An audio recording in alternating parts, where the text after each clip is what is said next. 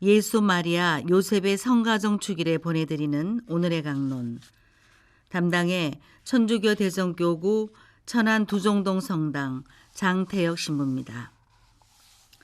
오늘 복음은 마테오복음 2장 13절에서 15절, 19절에서 23절까지의 말씀입니다.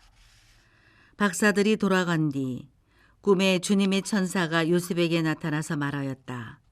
일어나 아기와 그 어머니를 데리고 이집트로 피신하여 내가 너에게 일러줄 때까지 거기에 있어라.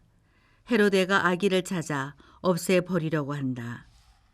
요셉은 일어나 밤에 아기와 그 어머니를 데리고 이집트로 가서 헤로데가 죽을 때까지 거기에 있었다. 주님께서 예언자를 통하여 내가 내 아들을 이집트에서 불러내었다 하신 말씀이 이루어지려고 그리 된 것이다. 헤로데가 죽자 꿈에 주님의 천사가 이집트에 있는 요셉에게 나타나서 말하였다. 일어나 아기와 그 어머니를 데리고 이스라엘 땅으로 가거라. 아기의 목숨을 노리던 자들이 죽었다. 요셉은 일어나 아기와 그 어머니를 데리고 이스라엘 땅으로 들어갔다. 그러나 아르켈라오스가 아버지 헤로데를 이어 유다를 다스린다는 말을 듣고 그곳으로 가기를 두려워하였다. 그러다가 꿈의 지시를 받고 갈릴레아 지방으로 떠나 나자렛이라고 하는 고을로 가서 자리를 잡았다. 이로써 예언자들을 통하여 그는 나자렛 사람이라고 불릴 것이다 하신 말씀이 이루어졌다. 찬미 예수님, 대전 가톨릭 평화방송 애청자 여러분 안녕하십니까? 오늘은 예수, 마리아, 요셉의 성가정 축일입니다. 가정은 모든 생활과 관계에 있어서 가장 기초가 되는 공동체이죠. 사랑을 주고받아야 행복을 느끼는 인간이기에 가정이란 이렇게 태어나자마자 사랑을 주고받는 공동체로서 누구에게나 소중한 보금자리가 됩니다. 예수님께서 이 세상에 오셔서 가장 첫 번째로 속하셨던 공동체도 바로 가정이었습니다. 때문에 교회에서도 또 사회에서도 이 가정의 의미는 매우 중요하다 할 수 있겠는데요. 특히 그리스도교 신자라면 누구나 각자 가정의 모습이 성가정이 되기를 바라고 있습니다. 그렇기 때문에 우리 가정에 지향을 두고 미사를 봉헌하기도 하고 또 가정 안에 나자렛 성가정상을 두고 기도하기도 하죠. 오늘 말씀들은 이러한 성가정이 무엇인가, 곧 성가정에 대한 가르침을 우리에게 전해줍니다. 오늘 말씀을 통해 우리가 염원하는 그 성가정의 모습이 어떠한지 배울 수 있겠는데요. 오늘 복음에서 소개하는 나자렛 성가정의 모습은 그리 특별하거나 대단하지 않습니다. 오히려 아픔과 고통, 시련과 어둠이 있었던 곳이었죠. 어쩌면 우리가 바라는 가정의 모습은 늘 화목하고 웃음이 넘치고 기쁜 일만 가득한 이렇게 평화로운 가정이겠지만 그것이 성가정의 본질이 아니라는 것을 오늘 복음을 통해 짐작해 볼 수 있습니다.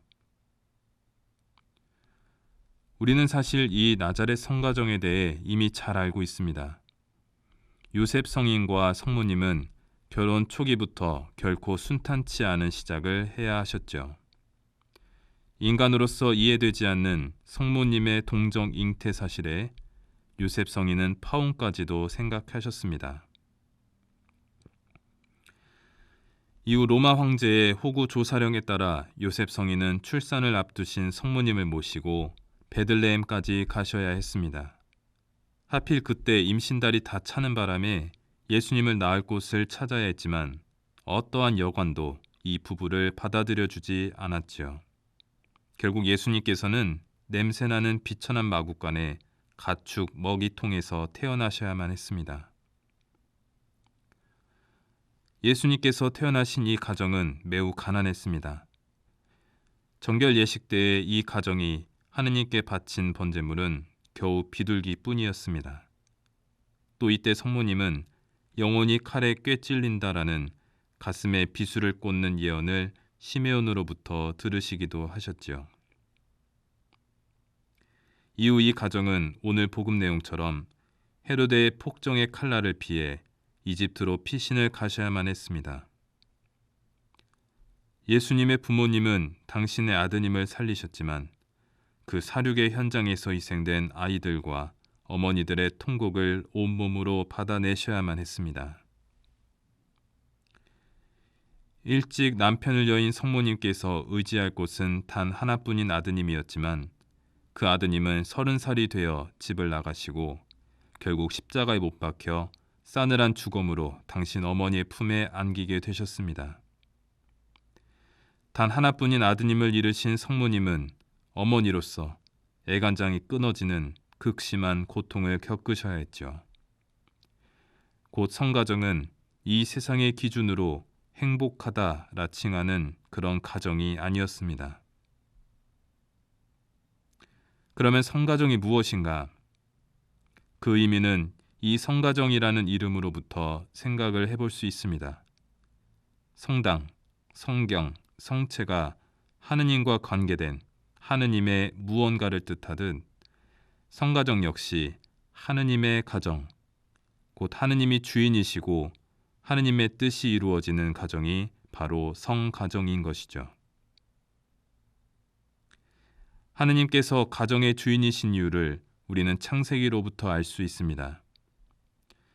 세상 창조 때에 하느님께서는 사람을 남자와 여자로 만드셨고 그 둘을 짝지어 주셨습니다. 이 둘이 한 몸이 된다는 것은 이렇게 이 세상을 창조하신 사랑의 하느님을 주인으로 모실 때야만이 가능하겠죠. 이렇게 남녀는 서로에게 사랑을 증여함으로써 한 몸을 이루고 자녀는 그 사랑의 결실이다라고 할 수 있습니다. 곧 성가정이란 그냥 주어지는 것이 아니며 하느님을 주인으로 모심으로써 하느님의 뜻을 찾는 것, 그리고 그 안에 사랑 자체이신 하느님께서 현존하시는 가정을 뜻합니다. 서로의 다름을 인정하는 가운데 서로를 존중하고 양보하고 격려하고 인내하며 하느님의 뜻을 찾는 가정이죠. 성가정을 본받는다는 것은 예수님께서 보여주신 이 하느님의 극진한 사랑을 내가 먼저 가정에서 실천하겠다는 의지입니다. 이에 독서는 이와 맥락을 같이 합니다. 아버지를 공경하는 이는 죄를 용서받는다. 제 어머니를 영광스럽게 하는 이는 보물을 쌓는 이와 같다. 아버지를 공경하는 이는 자녀들에게서 기쁨을 얻고 그가 기도하는 날 받아들여진다. 아버지를 영광스럽게 하는 이는 장수하고 주님의 말씀에 귀 기울이는 이는 제 어머니를 편안하게 한다. 하느님께서 가정의 주인이시기에 하느님의 모상을 전수하는 그 부모님을 공경하고 순종함은 곧 하느님께 순종하는 것과 같다는 것을 이야기하죠. 오늘 우리가 기억하는 나자렛 성가정은 이렇게 혼인 전부터 아드님이 돌아가시기까지 수많은 고난에 부딪혔던 가정이었습니다. 이러한 상황에서도 나자렛 성가정은 이 이해할 수 없는 하느님의 뜻을 받아들이며 온갖 고난들을 묵묵히 견뎌내셨죠. 하느님께서 이 가정의 주인이시라는 믿음으로 그 어떠한 불행과 역경 또한 하느님과 연결지어 받아들였던 것입니다. 우리도 이러한 나자렛 성가정을 본받아 무엇보다도 우리 가정의 주인이 하느님이심을 기억해야 하겠습니다. 또한 가족 구성원 서로에게 관심을 가지고 배려하며 신뢰와 존중으로 하느님의 사랑이 가정에 현존하도록 해주시기를 희망합니다.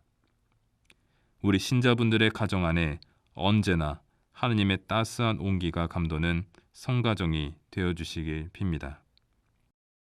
오늘의 강론, 지금까지 담당해 천주교 대전교구 천안 두종동 성당 장태혁 신부였습니다. 내일도 장태혁 신부의 강론이 계속됩니다.